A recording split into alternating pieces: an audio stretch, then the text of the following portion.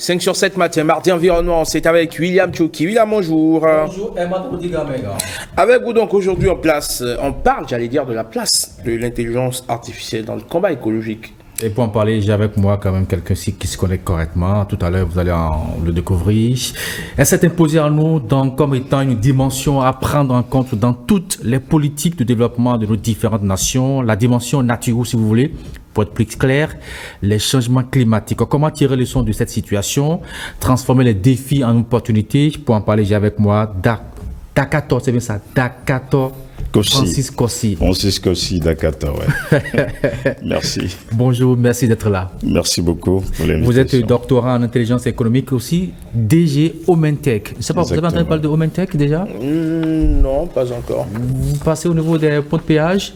Vous avez vu toute la modernité que cela retrouve ces temps-ci? J'avoue que je n'ai pas vraiment fait très attention. Mais je promets d'y faire plus attention, d'être plus regardant. Alors là, celui qui est à la base de ces différentes transformations, c'est lui là que vous avez en face de vous là. D'accord. Merci beaucoup pour l'honneur. Alors, tout à l'heure, avant qu'on monte sur le plateau, vous parlez de l'anthropocène, que c'est cela qu'on doit d'abord comprendre. Qu'est-ce qu'on doit comprendre pour un Benoît lambda? L'anthropocène, c'est quoi? Ok, merci beaucoup. En fait, aujourd'hui, nous vivons ce qu'on appelle l'anthropocène, pour ne pas dire que nous sommes peut-être à des phases critiques de l'anthropocène. Ouais. C'est quoi l'anthropocène? C'est l'augmentation de l'entropie. Et quelqu'un me dira, c'est quoi l'entropie? L'entropie, c'est le devenir poussiéreux de toute chose. Et c'est Sadi Carnot, dans les années 700, qui va théoriser cette phase en disant que le cosmos rentre dans ce qu'on appelle de la temporalité de notre univers. Ça veut dire que si ça continue, le soleil va s'éteindre, la Terre sera invivable. Mais pas de sitôt en tout cas. Je ne sais pas si vous avez lu le rapport du GIEC, des 15 300 scientifiques fonctionnalisés qui ont démontré que si rien n'est fait concernant l'entropie physique, nous allons vers l'eschatologie, c'est-à-dire la fin de toute chose. L'apocalypse. Est-ce que je dirais l'apocalypse? Oui, je peux le dire ainsi. Et si je dois emprunter l'expression de la Bible ou d'autres croyances. En fait, nous ne vivons pas seulement de l'entropie physique, mais si vous constatez, nous vivons aussi l'entropie économique. Et c'est d'ailleurs ce qui s'explique aujourd'hui dans cette trappe inflationniste que nous vivons. C'est pas seulement le Bénin, c'est le monde entier qui traverse cette crise économique ces derniers temps. Et ça s'explique très bien depuis la crise des suprêmes en 2007-2008, qui sera accentuée par la crise de la Covid, qui a duré, et aussi la crise tout récemment de l'énergie. Quand vous faites une sommation algébrique de toutes ces crises, on rentre dans cette phase, et qui explique d'ailleurs la stagflation dans certains pays, c'est-à-dire qu'il y a augmentation des prix, mais le pouvoir d'achat ne suit même pas pour acheter les produits de première nécessité. Oui. Et de deux, vous pouvez aussi constater que les actifs financiers n'ont jamais été aussi hauts depuis 2007 jusqu'à ce jour. Nous avons été pris en étau par ce qu'on appelle la trappe de la liquidité de Keynes, où véritablement les banquiers centraux ont laissé ce qu'on appelle des vulnérabilités économiques, où les États sont partis directement des taux zéro et que nous sommes purement endettés sur le continent, partout dans le monde entier. Et que quand vous constatez l'investissement qui a eu lieu, 75% de cet investissement n'a servi qu'à la valorisation spéculative. Ça veut dire que l'enrichissement de l'individuation, sans pour autant avoir un impact direct sur la création de la richesse. Donc nous vivons aussi cette période qu'on appelle entropie économique.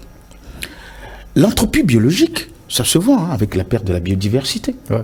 Nous perdons en flèche des animaux qui disparaissent, ainsi de suite. Il y a beaucoup d'extinctions. Beaucoup d'extinctions, ainsi de suite. Alors ça nous fait poser une question. Vous vous rappelez, quand on était à l'école, on nous disait que Lavoisier, que tout se transforme, rien ne se perd.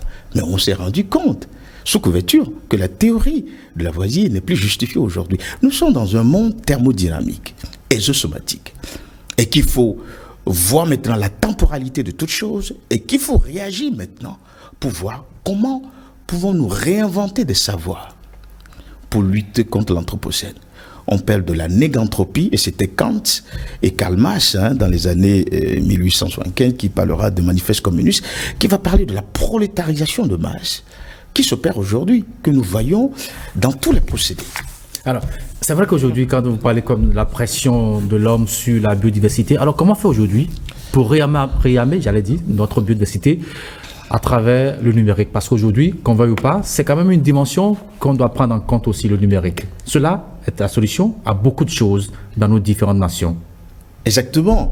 En fait, quand le numérique est sorti dans les années 1993, c'était dans le projet du CERN en Suisse, que Kim Bielecki, Abrahamovic, Jean-François Cailleux, c'est les 3 ingénieurs qui ont développé le web, qui vont révolutionner réellement tous les secteurs de développement.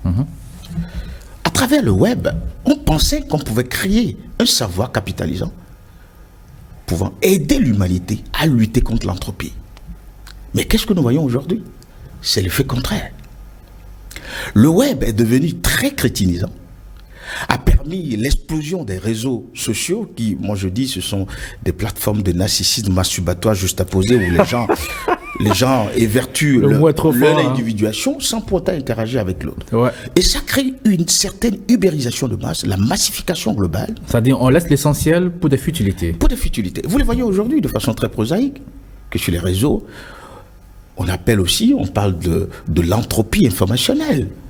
On a de la désinformation. Les gens ne comprennent plus aujourd'hui que on ne sait même plus ce qui est vrai du faux. Ce qui est faux.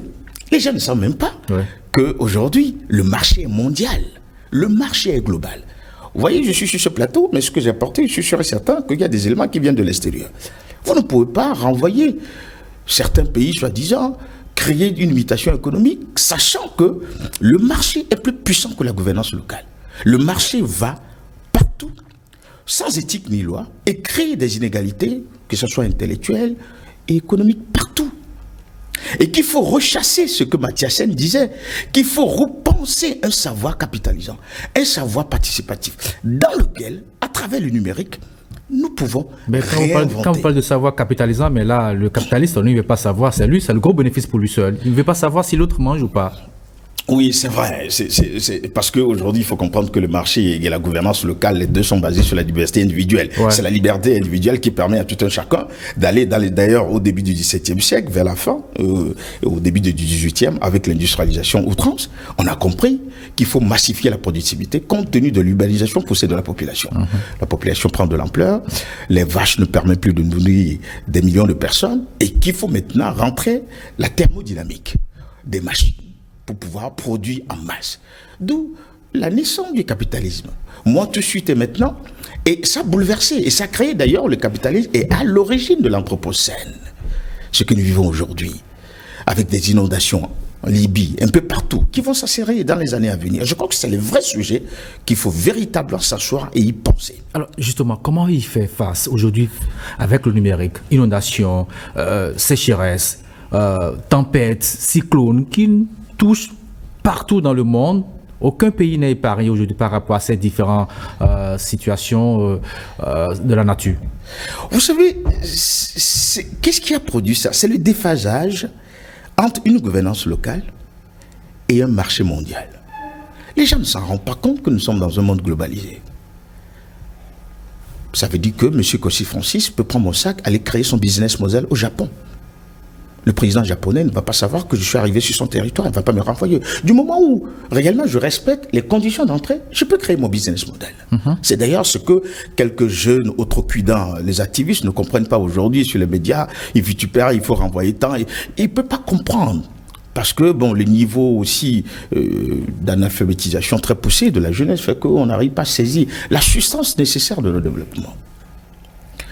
Quand un marché est global, il faut plutôt trouver des conditions à l'interne pour créer une émulsion économique, pour que nous puissions aussi participer à ce marché. N'oublions pas que l'économie, c'est l'énergie transformée. L'économie n'est autre chose que la rente. Donc il faut nécessairement repenser la macroéconomique actuelle qui, pour moi, ne permet plus la solvabilité ni l'employabilité de la jeunesse. Parce que si vous regardez très bien les GPT-4 qui viennent de sortir, les robots font mieux que les hommes. Ah oui? Ah oui, aujourd'hui. Vous voulez dire qu'on doit remplacer Ils vont les nous hommes par les envahir, robots? que l'on veut ou non. Les robots sont en train de nous envahir. Sont en train de supprimer réellement le secteur secondaire. Et vous êtes pour ou bien vous êtes contre? Mais on n'a pas le choix. Aujourd'hui, ce n'est pas ma position qui compte. Mais le problème, parce que plus il y a de robots, plus on pollue l'environnement.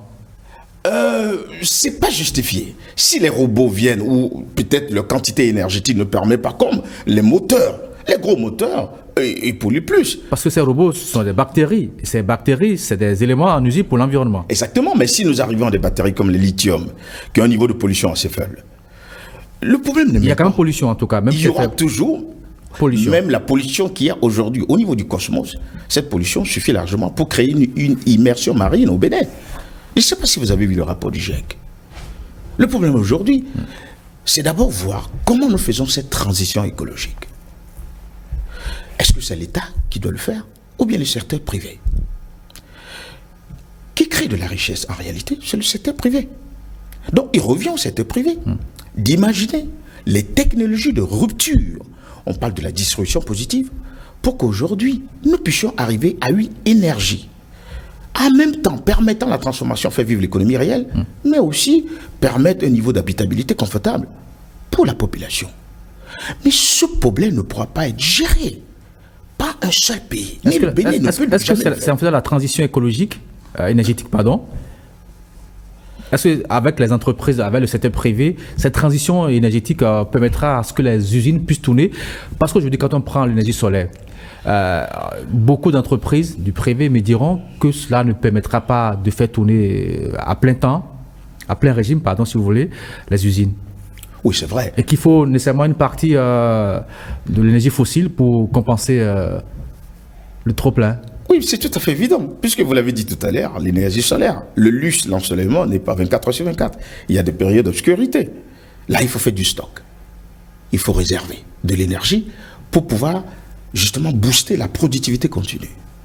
C'est là où la technologie de rupture, nous devons travailler là-dessus. Quand je parle de ce travail du numérique, c'est que nous appelons tous les acteurs. Les jeunes, aujourd'hui, ont un boulevard avec le numérique.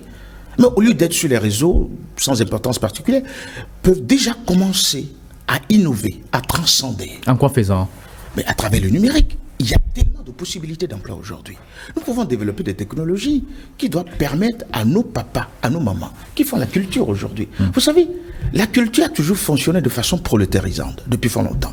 Papa, maman, ben c'est le temps. Ils savent que janvier, on va mettre la graine de coton, ou bien au mois de février, on attend la récolte au mois d'avril ou de juin. Ça rentre dans leur routine, dans les C'est attitudes collé comportementales. à Dame Nature. Ah oui, exactement. Mais aujourd'hui, on s'en rend compte que le climat n'obéit plus à l'homme. Vous pouvez faire la semence et ne jamais avoir la pluie. Ou peut-être, à la place, l'inondation. Ben, la plus forte raison, cette nuit, Ah, exactement. il y a vous encore voyez, plus. On il y ne a s'attendait encore pas plus. du tout à avoir plus, mais bon, voilà. Exactement. On aura ça dans les années à venir. Ça va être de façon augmentée. Mais quand on regarde ça, les jeunes aujourd'hui, avec des capteurs qui sont développés dans le monde entier, nous pouvons avoir des technologies prédictives au niveau de l'agriculture. Cette agriculture qui nous nourrit. Savoir envoyer des réseaux à nos papas. Aujourd'hui, il va pleuvoir. Demain, on aura une inondation. On aura tsunami, ainsi de suite. Il y a aujourd'hui, les capteurs peuvent nous aider aujourd'hui. Et ça aussi, nous pouvons le vendre, non seulement au Bénin, dans la sous-région.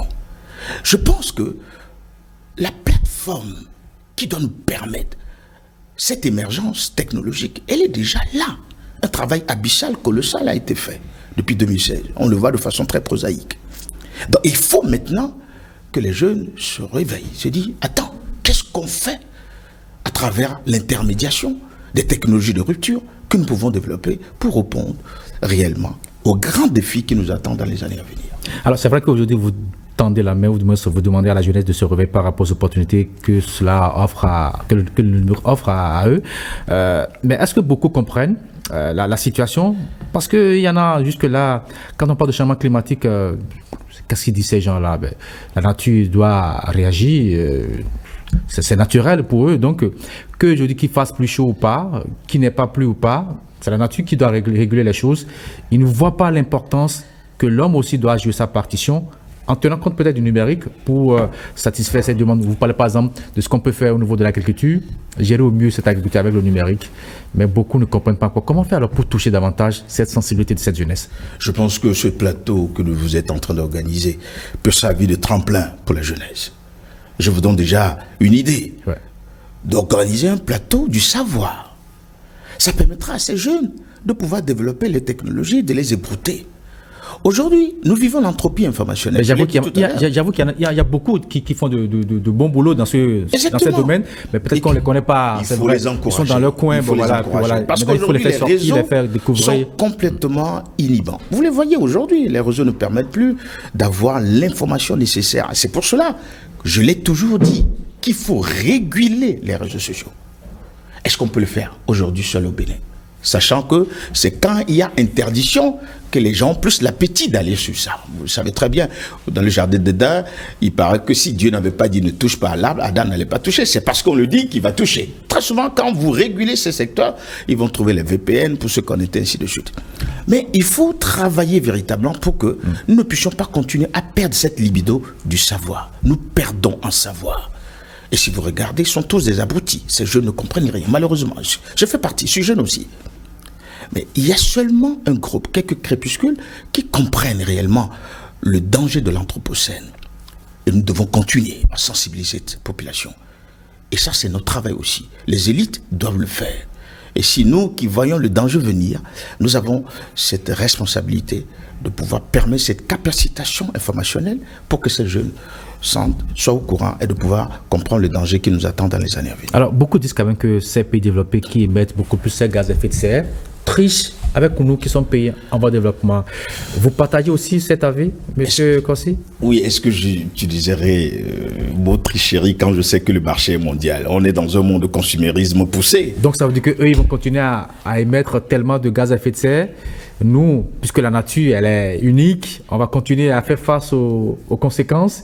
Il n'y a rien pour réparer. Non, on ne quémande pas. Je vais être clair, on ne quémande pas. Il n'y a rien pour réparer, vous voulez dire? Mais c'est ça. Dans quelle position vous voulez vous mettre? C'est ça la globalisation du marché. C'est ça la puissance du marché. Et quand vous voyez que le marché est plus puissant que la gouvernance locale, le marché est plus puissant que le gouvernement du Bénin. Donc, parce que le marché est puissant, il faut tuer les plus faibles, c'est ça? Non, malheureusement, ça crée des inégalités là où il va. Maintenant, qu'est-ce qu'on fait? C'est d'ailleurs pour ça qu'il y a des rendez-vous. Ça veut dire que les plus puissants vont rester puissants, les faibles vont disparaître un jour. C'est pour ça qu'il faut repenser. Il faut penser cette plaie de façon, comment? De façon globale. D'où la nécessité de quoi? D'arriver à un gouvernement mondial pour réguler la puissance du marché. Vous savez, le gouvernement mondial, c'est un peu trop utopique. Est-ce que vous dites là, M. Kossi? C'est une vérité irrévocable, indéniable. Mais déjà, dans nos différents pays, on a du mal à diriger correctement. Vous dites gouvernement mondial, ça veut dire qu'il y aura un seul président pour le monde entier. J'imagine un peu comment ça va se passer, en tout cas moi. En fait, quand je parle du gouvernement mondial, je n'ai pas encore l'éthique de la manière dont ça va s'opérer. Mais nous vivons déjà la globalisation du marché et nous allons petit à petit, progressivement. Mais ce marché est aujourd'hui quand même inégal, hein, parce qu'on sent quand même que c'est les plus puissants qui s'en sortent mieux et les plus faibles, voilà, continuent toujours à se chercher. À se chercher, et c'est ça, c'est la réalité que nous vivons. Et pour combien de temps? Jusqu'à ce que la gouvernance ne soit plus au niveau des frontières, que cette gouvernance soit mondiale. Pour contrecarrer l'agressivité du marché. Alors, parce qu'on est en train de finir cet entretien, quel mot vous avez à lancer à la jeunesse? Bon, la jeunesse, c'est pour leur dire que le temps est bon. L'heure est tout à fait au point aujourd'hui pour voir les dangers de l'anthropocène.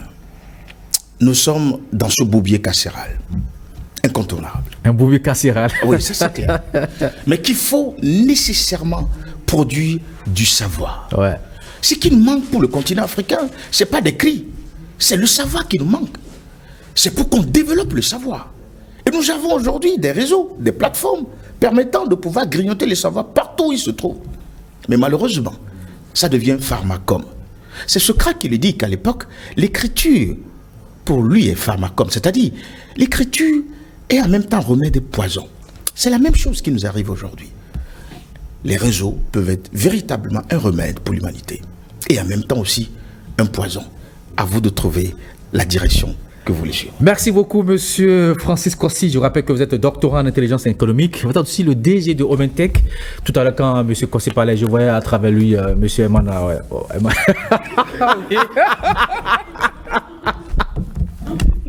Non, mais ça, c'est un tacle à deux pieds, William. Ben, je sais que toi aussi, tu adores. La rhétorique. Tu adores, voilà. La rhétorique. Ah ouais, il adore ça aussi, vraiment. Donc je. Allez. Donc on est bien en phase. Ah ben oui. Ça fait plaisir. Merci beaucoup. Merci à vous. Allez, 5 sur 7 matin, il est 7h par Toto Bénin, 6h en temps universel. On s'arrête pour le premier grand format de l'actualité sur la télévision nationale. C'est bien le bulletin d'information, une présentation de Général Foula, Monsieur Abouka.